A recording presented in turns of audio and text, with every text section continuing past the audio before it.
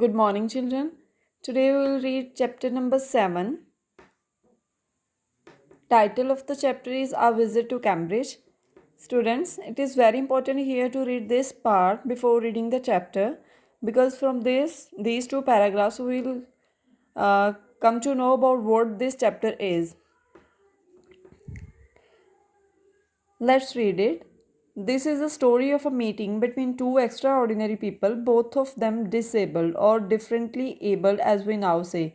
So, from here we get an idea that this chapter is based on a meeting that took place between two persons, and both of them were extraordinary. Both of them were disabled.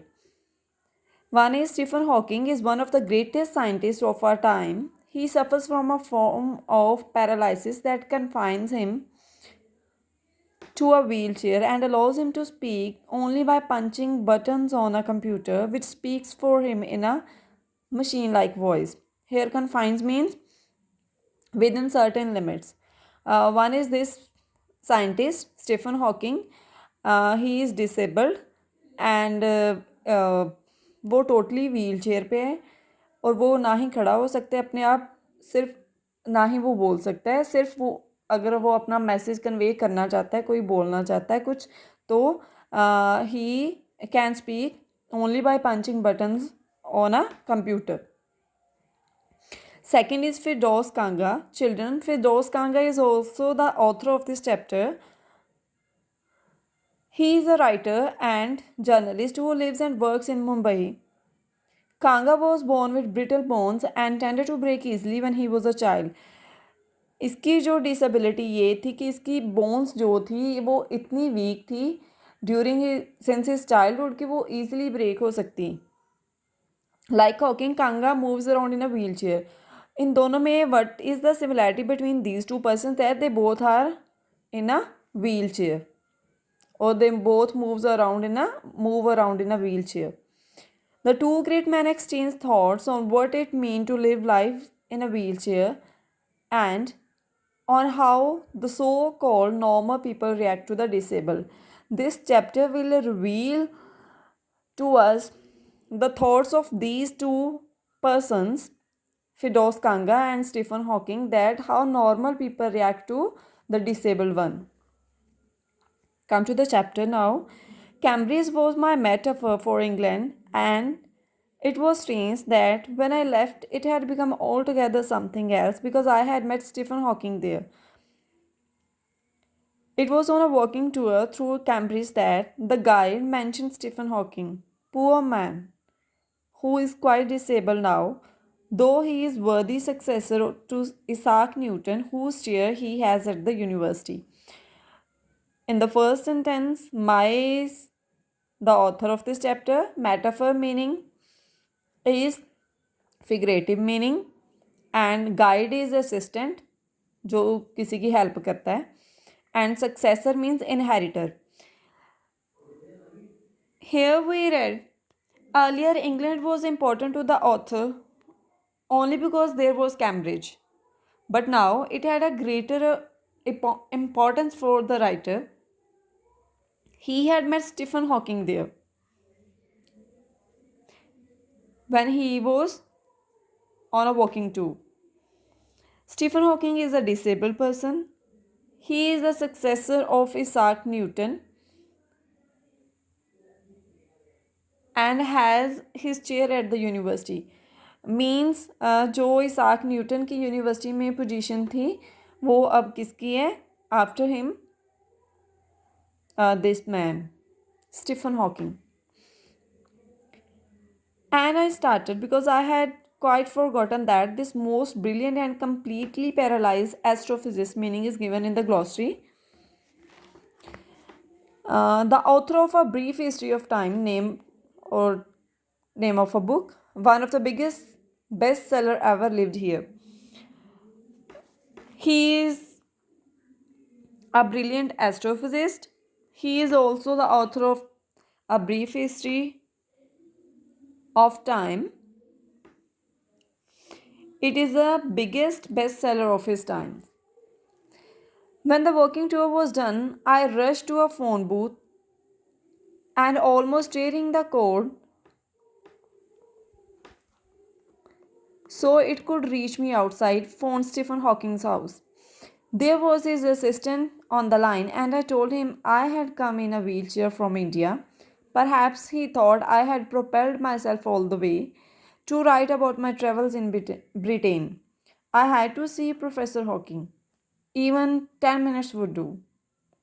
Half an hour, he said, from 3:30 to 4. Here, rushed means ran, tearing means breaking, propelled means pushed forward. The working tour was over. The writer phoned Stephen Hawking's house. Hawking's assistant attended the telephone call. Then the writer told the assistant that he had come from India in a wheelchair and he wanted to write a book about his travels in Britain. Internal question can be asked. So, who is the person who wanted to write book and about what? Then answer will be the author wanted to write a book about his travel in Britain. Then he expressed his wish to meet Stephen Hawking, and the time for the meeting was fixed by the assistant. And what was the time? From 3:30 to 4. Underline these words also. And suddenly I felt weak all over. Growing up disabled, you get fed up with people asking you to be brave as if you have a courage account. Courage account में साहस का खाता, बहुत ही ज़्यादा आप में साहस है, courage है, on which you are too lazy to draw a check. आपके पास करेज है बट आप उतनी एफर्ट नहीं कर रहे किसी काम को लेकर, बट आप कर सकते हो.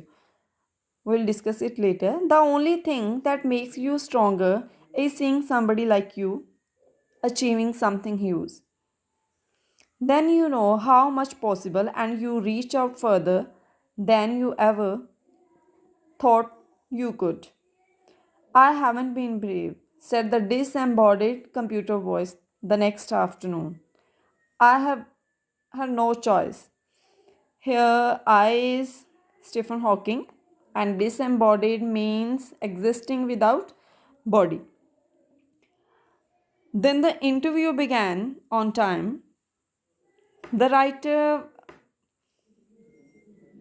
felt that the disabled got fed up with people asking them to be brave. जब उनको जो नॉर्मल पीपल है उनको ब्रेव बनने के लिए बोलते हैं तो उनको क्या आता है, फेड अप हो जाते हैं वो. एंड